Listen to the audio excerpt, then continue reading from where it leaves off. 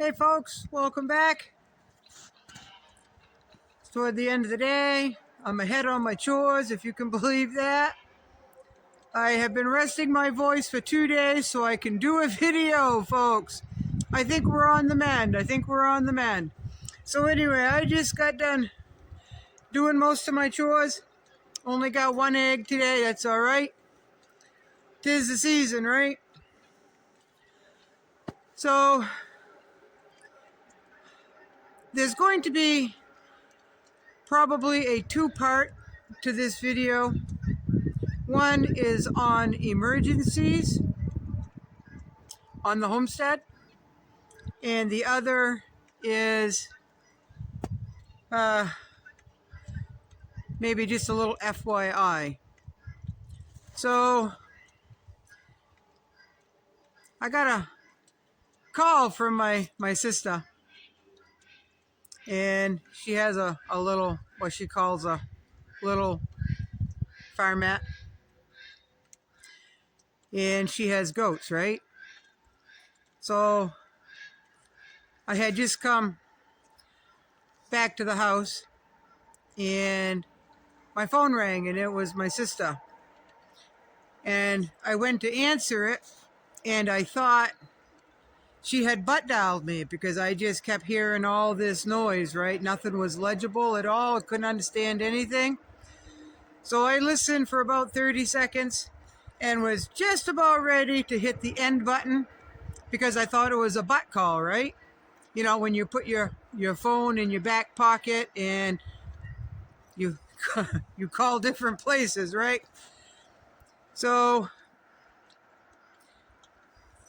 I had my finger, my thumb on that end button when I heard my sister, and she was obvious in quite a bit of distress. She was crying. You can tell she was panicking. She couldn't get her words out. What I understood was, help, I am in the barn. It's not a call anybody wants to get, especially when you don't know much information, right? So I jumped in my vehicle and I went up there not knowing what to expect. So I knew she needed help in the barn. So torn ligament in my ankle and all, I beat-footed it to the barn. And if you have goats, folks, you get attached to goats. You get attached to a lot of animals, right? A lot of you do. She had a hay feeder that bolted to the wall in the barn. And if I can find a picture of it, if I can find a picture like hers online, I will post it here. So she had it lower, and the goats were wasting hay, right? Goats are notorious for wasting hay. So she raised the feeder up a little bit on the wall and allowed them to feed from the bottom of the hay feeder. Not really sure, but for some reason she thought she'd put like a 6x6 or a 4x6 attached to the barn floor under the feeder, or just below the feeder, so they could get their feet up on that and reach into the hay feeder a little bit better. Well, this particular wire rack, it has wires like this, wider at the top, narrow at the bottom. What we figured happened was her goat stood up on that timber, got its head through the top of the cages here, and then the wires on the side are like this, got her head in there and then slipped off the timber, got her right here wedged and could not get out. She became tired, and there she was, right? So my sister gets awful attached to her animals awful quickly. She's had this one, I think, for 3 years. And those goats are loved. Those goats are babied. Anything she thinks might be wrong, she calls the vet to come in, right? So she was right beside herself, and we needed bolt cutters. And to my surprise, I said, "Sister," I said, "we need some bolt cutters so I can get that, at least cut 1 or 2 of them so we can get the head out," because she was pretty bloated, folks. And my sister works away during the day, and it must have happened not long after she left. I went and to see if I could, because she was still warm. She was still warm, but she had been gone for a while.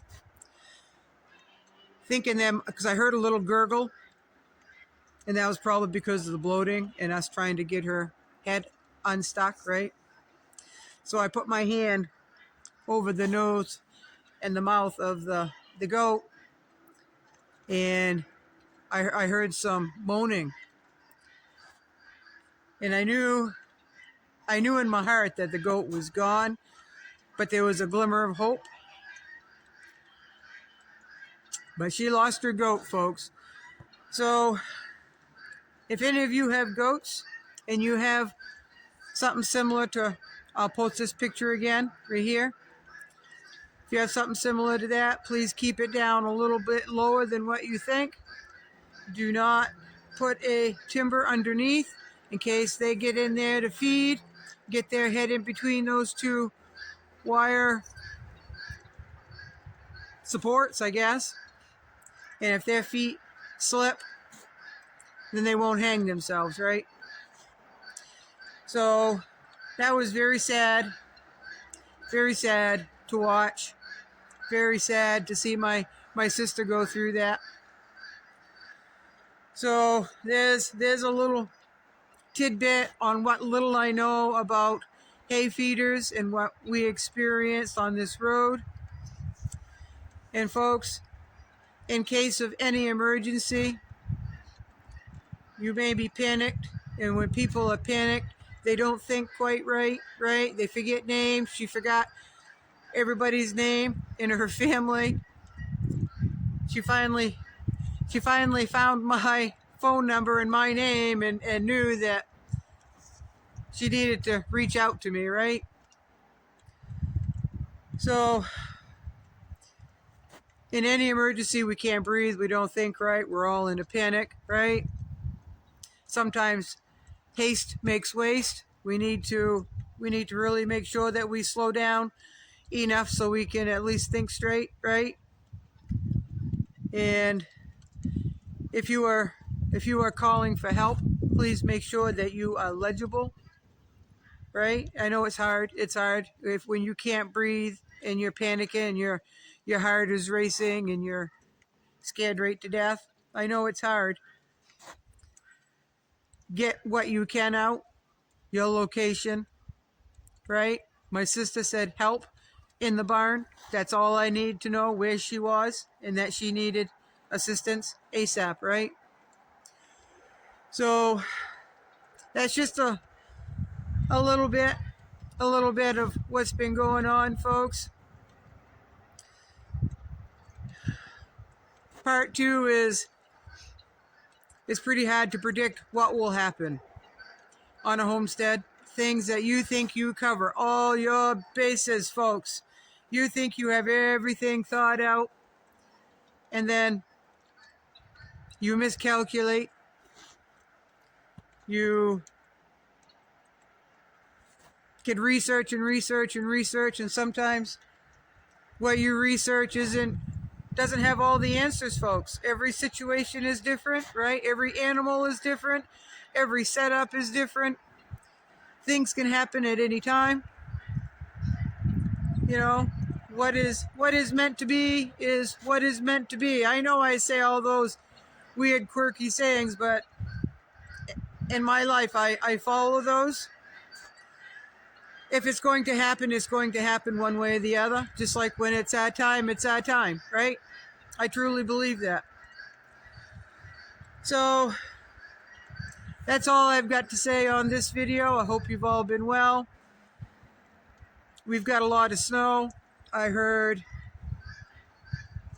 y'all down in, I don't know, down in the southeast, you're going to get a freeze out, folks.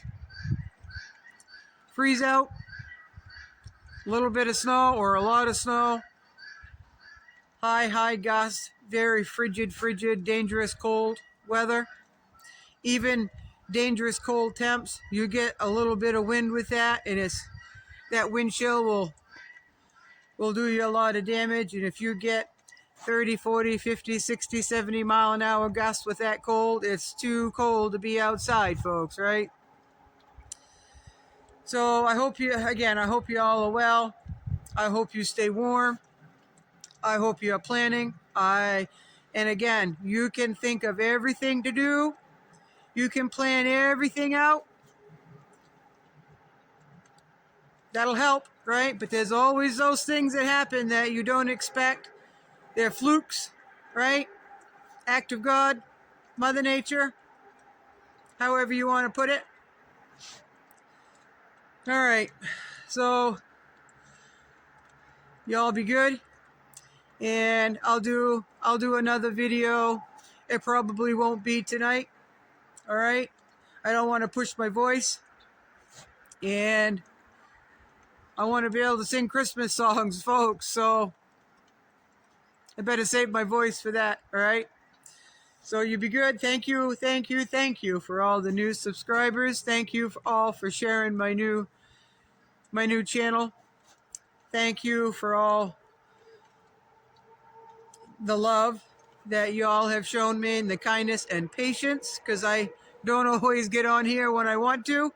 Sometimes I don't have time. Sometimes I run out of daylight. Sometimes I just don't feel like it. And I try to live by what my mama used to tell us kids. If you can't say anything nice, don't say anything at all. Right? So I could say a lot, folks, the last couple of days. So I'm probably better off not posting a video, because everything got under my skin the last couple of days, folks. So anyway, y'all be good. Thanks for stopping by. Like, share, subscribe, hit that bell icon notification if you want to hear a middle-aged woman standing out in the snow on her homestead, just trying to survive, trying to be as self-sustaining as I possibly can, trying to stay healthy, and trying not to get hurt, right? Good night, folks. Thanks for being here.